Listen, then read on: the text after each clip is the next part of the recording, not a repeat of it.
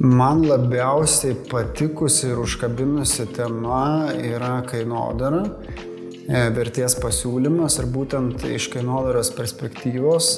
Ir šios temos aš ieškojau, šiek tiek pagilinti žinias, praplėsti akiratį ir ją vis dar domiuosi. Tai gavau naujų žinių, patiko diskusijos, patiko, kad diskutavom ir gilinomės ne vieną kartą.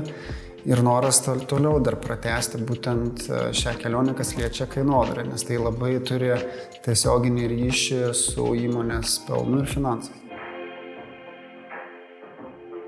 Prasiauditavau savo efektyvumą, veiklos auditą padariau, kaip efektyviai valdau laiką. Labai praktiški buvo Exceliukai, formulės visos, rodiklių skaičiavimas. Tai čia netgi finansininkui man buvo naudinga pamatyti iš kitos perspektyvos, kaip yra finansų mokymai vedami, kokios temos yra, kokios formulės naudojamos ir panašiai. Tai čia šitą irgi naudoju savo veikloje. Ateityje, aišku, mokymai gilus ir platus, tai tos noras sugrįžti, pasižiūrėti tikrai bus.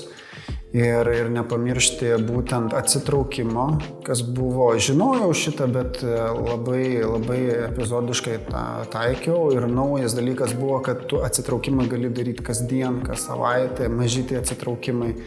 Tai šitas buvo naujas, tai noriu šitą tęsti ir sugrįžti. Ir tikrai tas duoda vertę, kai atsitrauki ir pamatai, kaip iš šalies veikia tavo verslas, darbas ir pats kaip veikia kaip vadovas. Mano viena iš stipriausiai išreikštų vertybių yra tobulėjimas. Tas tobulėjimas man pasireiškia per smalsumą, būtent, kaip minėjau, prisijungti, pasižiūrėti, kaip vyksta mokymai, kokios temos, kažką pasiemi, atnaujini savo žinias, pamatai iš kitos perspektyvos, pamatai, kaip sunkiai tą temą supranta kolegos, nefinansininkai. Tai yra visapusiškas tobulėjimas, netiesioginė gal žinių bagažo prasme, bet iš akiračio, iš pločio, iš supratingumo, iš suvokimo pusės. Tai šitas yra, o kodėl finansai yra svarbus verslo savininkai, tai yra viena iš būtiniausių kompetencijų. Jeigu pardavimai, tai galim sakyti, kad tai yra kraujas, metafora. Finansų valdymas tai yra nervų sistema. Tai yra būtina kompetencija suvokti, nemokėti viską daryti, bet suvokti pagrindinius principus. Ir vadovas turintis šitą kompetenciją, suvokimą, jis geba priimti greičiau sprendimus ir jis tampa konkurencingesnis. Supratingumas, kaip galima kalbėti paprastesnė kalba, kad smulkaus verslo savininkas, vadovas suprastų, kalbėti jo kalbą, nes tikrai finansai nefinansininkui, neturinčiam finansinio išsilavinimo žmogui atrodo didelis dalykas, sudėtingas, aukštos frazės ir panašiai. Tai labai svarbu ir tą išskiriu ir pats stengiuosi kalbėti, kaip galima paprasčiau.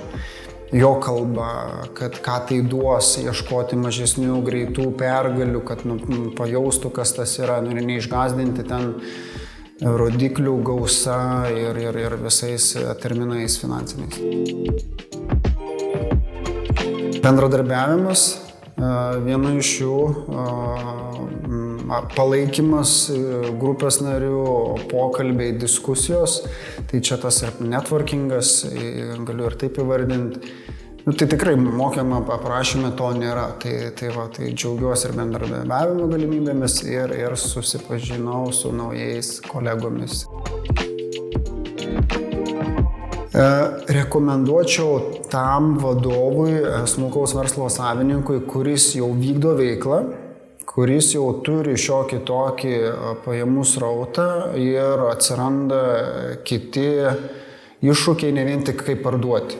Išsprendėt pardavimo klausimą, dabar kaip reikia suvaldyti, kaip reikia suplanuoti, kaip noriu pereiti kitą lygį, noriu augti. Tikrai yra temų, kurios gali padėti suvaldyti visą tai ir plus pamatyti save iš kitos perspektyvos, kaip savo laiką valdoti ir netgi įrankių gauti, veikti efektyviau. sugrįžti prie tų pačių užrašų, sugrįžti prie mokymų, pasižiūrėti, taikyti tos metodus, tą patį auditą, tą patį atsitraukimą ir diskutuoti su tais pačiais kolegomis, o kaip jiems, ką prisimenat ar naudojat. Tai čia toks ir atsakomybės tada pasidalinimas atsiranda. Tai va, sakyčiau, sugrįžti ir daryti praktiškai, ne vien tik tais skaityti.